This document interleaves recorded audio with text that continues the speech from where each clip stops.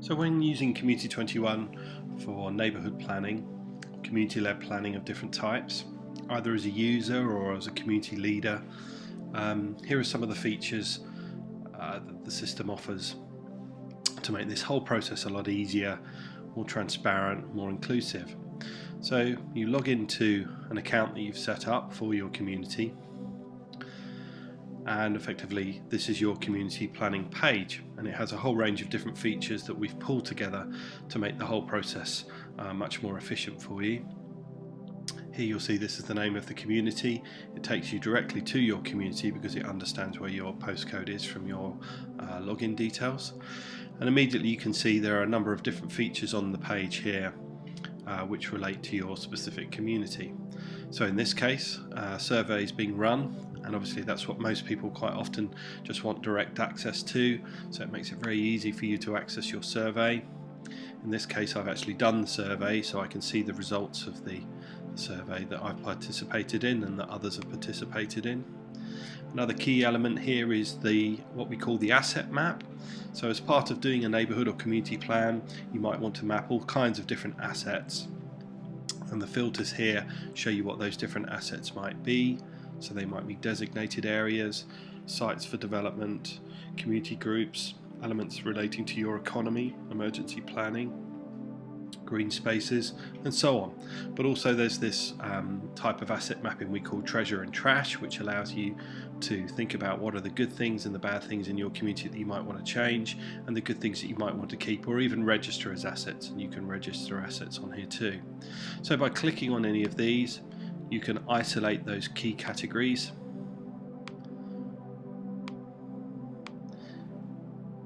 and the elements within your map are presented like so. So they have a slideshow within them, so you can collect pictures or videos of your area, and you can link out to relevant sites from there, from your community. You can zoom in and zoom out to look at details, and equally if you want to search the map you can. So you put in a particular search field and look for it, and then any elements with that search category in it will appear on the map. So for example here water, and here are the water wells. It also builds up as a directory for your community, which is a very comprehensive way of showing all the elements of it as part of your plan. Now adding content is very easy. When you set up your community plan on Community21, you give editor status to your development group or whoever you feel is relevant to editing the core pages. And so to add content, you simply press the add content button and then start typing in some of the elements that you want. Let's call this a test. We'll select from the different categories. Let's choose green spaces, and then we can add text related to that particular feature. We also add keywords so that the map can be searched by people in your community or outside of the community, and then you position that node of data on the map. You can add an image very simply by taking images from your computer or tablet, and that's it loading there. And once it's done, it should appear on your map, and there it is with the piece of information connected to it. So to edit it, you can edit here, or you can remove it entirely if you want to.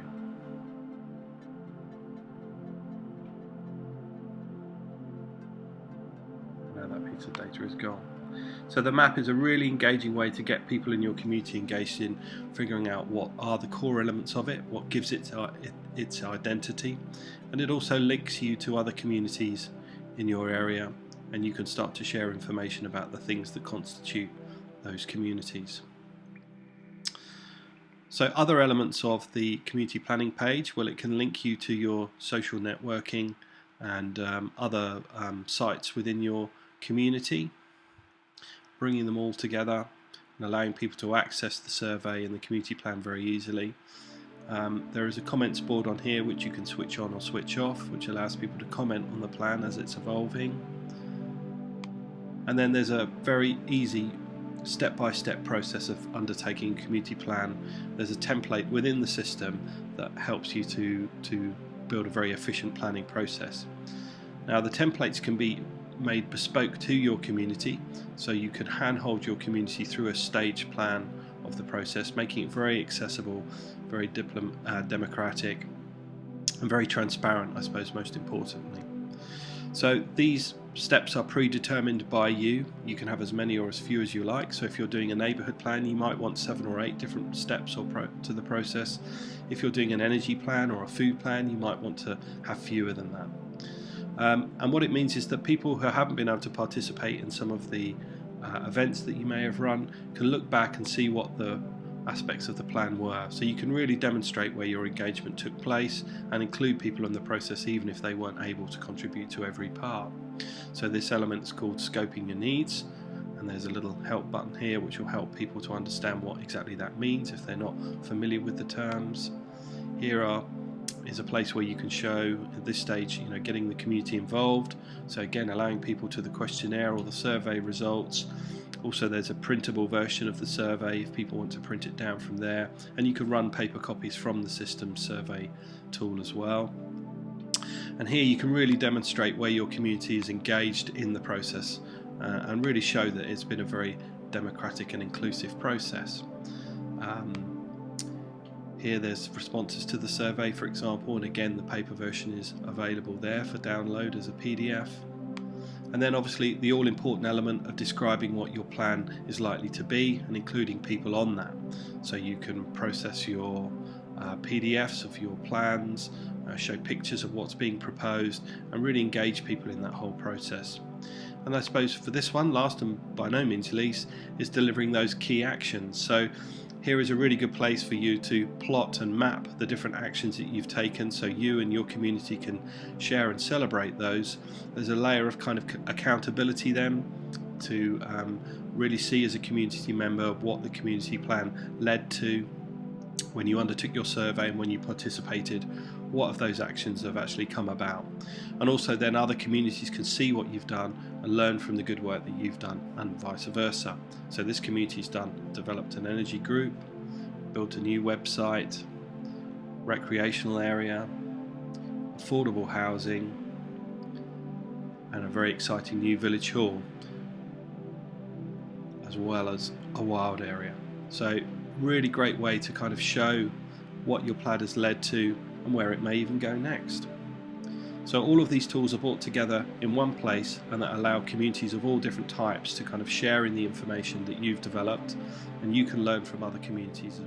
Your community plan is obviously very important to your community, but equally the things that you do and develop, the assets that you map, and the things you're interested in will no doubt be of interest to other communities as well. And what Community21 critically does is help to link your planning and the ideas and the things that you want to do with other communities. In the 21st century community element, data that has been entered into the system by the different community practitioners and activists can be added and searched for in this search function.